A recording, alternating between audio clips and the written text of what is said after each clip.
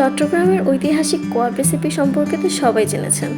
আজকে আমি শেয়ার করব আমার একটি সিক্রেট মশলা দিয়ে কোয়াব রেসিপি। হ্যালো এভরিওয়ান, আসসালামু আলাইকুম, ওয়েলকাম টু মাই চ্যানেল ঝটপট রেসিপি।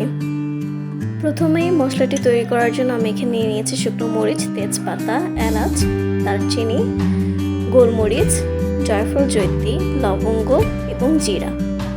সবগুলো উপকরণ ভালো করে বেটে নিব। এখানে আমি নিয়েছি 750 গ্রামের মতো মাংস এবং মাংসের পিসগুলো এরকম সলিড হতে হবে। আমি এখানে 1 পিস হাড় নিয়েছি, আপনারা চাইলে এটা স্কিপ করতে পারেন। দিয়ে দিচ্ছি 1 টেবিল চামচ লবণ, 1 টেবিল চামচ হলুদের গুঁড়া,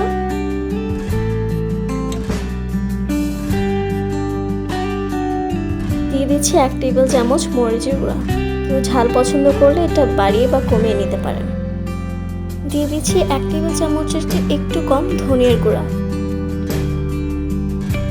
এই পর্যায়ে আমি আমার বানানো মশলাটি ব্যবহার করছি 3 টেবিল চামচ। যেহেতু আমি রেসিপিতে কোনো এক্সট্রা করে জিরা ব্যবহার করছি না, তাই আমি এই মশলাটি ব্যবহার করেছি 3 টেবিল চামচ। দিয়ে দিচ্ছি আদা বাটা 1.5 টেবিল চামচ, রসুন বাটা 1.5 টেবিল চামচ। সমস্ত উপকরণ মাংসের সাথে ভালোভাবে মেখে নিতে হবে, যাতে প্রতিটা মাংসের গায়ে মশলাগুলো লেগে যায়।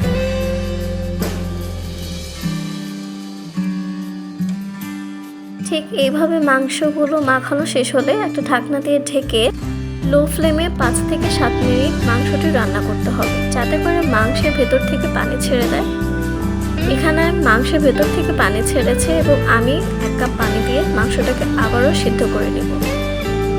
খেয়াল রাখবেন মাংসটা যাতে 80% সিদ্ধ হয়, কারণ বাকি 20% মাংসটা যখন ফ্রাই করবেন তখন হয়ে যাবে। দেখতেই পাচ্ছেন আমার মাংসের পানিটা পুরোপুরি শুকিয়ে গেছে এবং মাংসের গায়ে মশলাগুলো লেগে গেছে। এই অবস্থায় আমি মাংসগুলোকে একটু ঠান্ডা করে নেব, যাতে মাংসের গায়ে মশলাটা ভালোভাবে লেগে যায় এবং ভাজার সময় যাতে কোনো সমস্যা না হয়।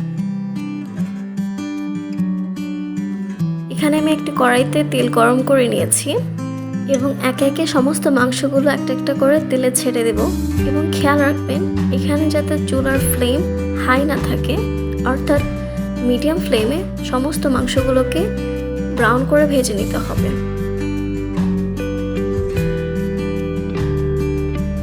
মাংসগুলোর এক সাইড 3 থেকে 4 মিনিট ভাজার পরে উল্টিয়ে দিতে হবে। দেখতেই পাচ্ছেন কি সুন্দর একটা কালার চলে এসেছে মাংসে।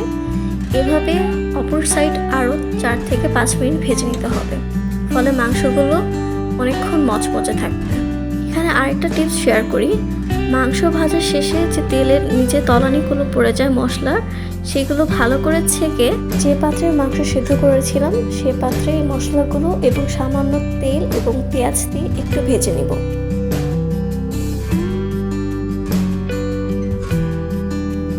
ভাজা মশলাটা যখন আপনি কোয়াবের উপর দিবেন তখন মাংসের টেস্ট দ্বিগুণ হয়ে যাবে।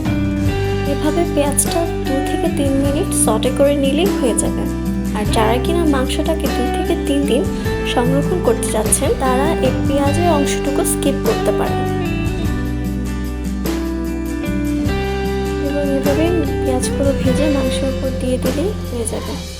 মাংসগুলো দেখেন কত সুন্দরভাবে মচমচে ভাজা হয়েছে এবং একটা ভেতর থেকে খুলে দেখায় মাংসগুলো কতটা পারফেক্টলি কুক হয়েছে। আশা করি এই সহজ রেসিপিটি আপনাদের ভালো লাগবে এবং বাড়িতে একবার হলেও এই রেসিপিটি ট্রাই করবেন এবং আমাকে কমেন্ট বক্সে জানাবেন কেমন লেগেছে। তো আজকে এই পর্যন্তই, এবং সামনে এরকম আরও মজার মজার রেসিপি পেতে আমার ইউটিউব চ্যানেলকে সাবস্ক্রাইব করবেন এবং আমার ফেসবুক পেজ ঝটপট রেসিপি ফলো দিয়ে রাখবেন, যাতে এইসব রেসিপি পেতে সহজ হয়। আল্লাহ হাফিজ।